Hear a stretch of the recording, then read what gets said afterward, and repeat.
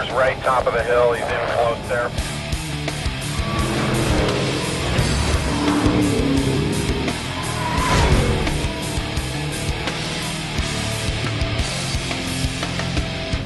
I'm Derek Hill. Welcome to Valvoline's Great American Pony Car Shootout.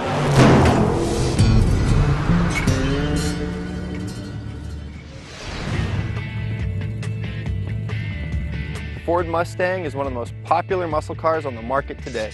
When you think about performance, two names come to mind: Saleen and Roush. Each has a dedicated fan base, and we're here to find out which one's the best. The Roush 427R comes with a Roush Charge 4.6-liter V8, 435 horsepower, high-performance exhaust, Roush suspension, upgraded brakes, custom Roush body kit, and a weight of 3,680 pounds. The list price, $50,885. Just so you know, this is a fair fight. Each of these cars were pulled off the showroom floor at Grand Prairie Ford in Texas. The Saleen S281 has a 4.6-liter supercharged V8, 465 horsepower, upgraded exhaust, Saleen suspension system, Pirelli P-Zeros, 4 piston brakes, a custom body, and a weight of 3,356 pounds. The list price, $60,462. It's time to let these two ponies out of the corral and see which one's a thoroughbred and which one goes to the glue factory.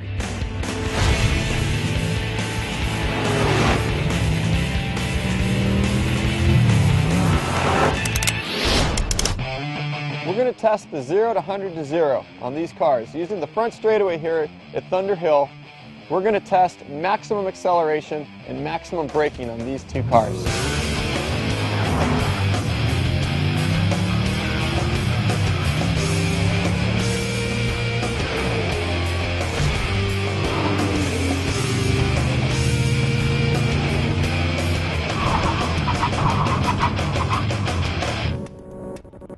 We finished the 0 to 100 to 0 test.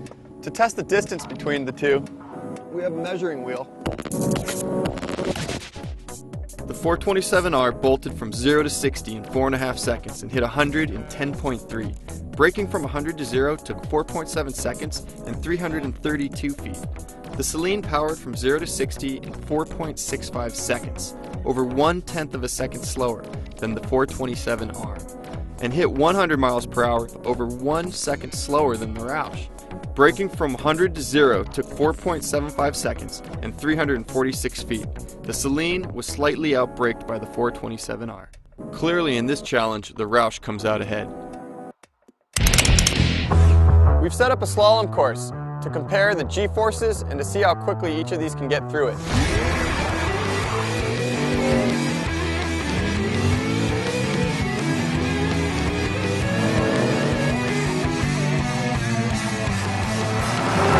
I had a blast driving each of these through the slalom course. Both were very fast, very agile. The Roush was like a bucking bronco, jumping out of the gates.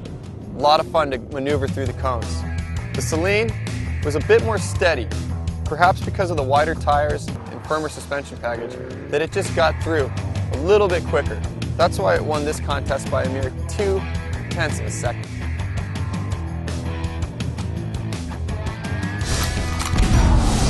Time to take the Saleen out on the track and see what it can really do.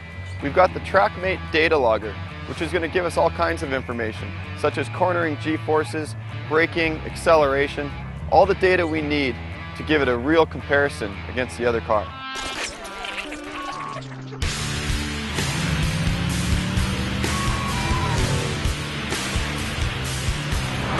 So riding along in the Saleen S281 Supercharged gives you a really good feel for the road. The Saleen's got a good suspension package. The brakes give you plenty of confidence.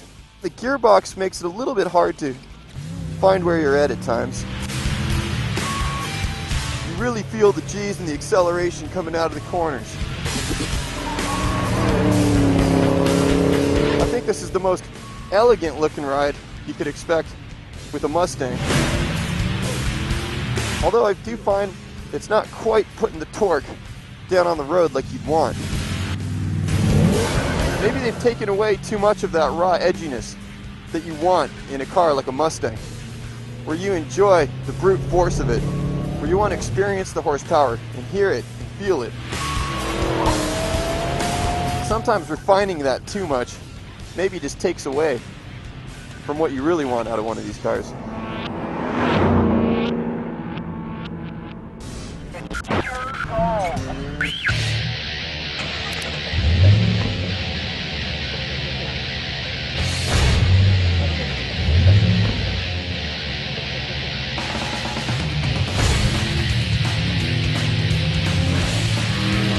Now we're out in the Roush 427R.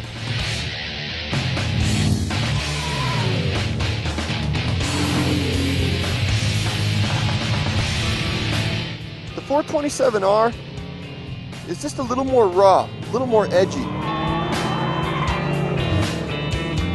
It's got a great sound. That supercharger just gives you such a nice linear power curve. It's got good road holding, good brakes, it's got some serious power. It maintains the muscle car that this really is.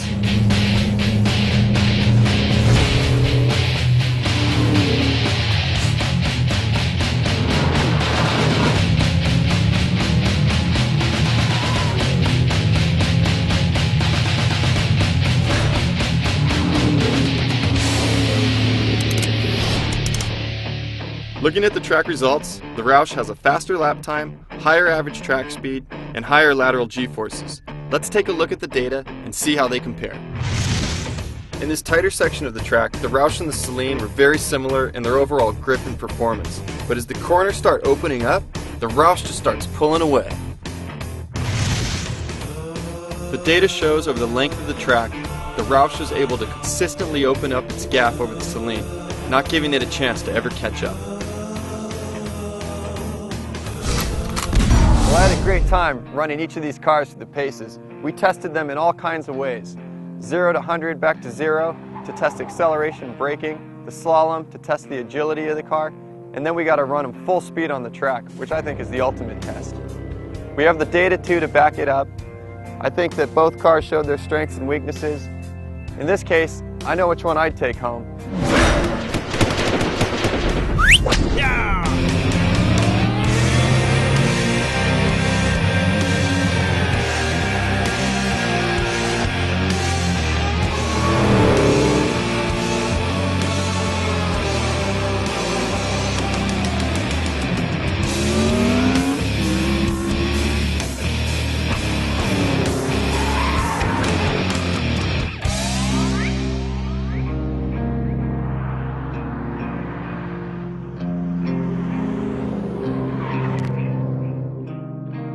I crave cinematic perfection.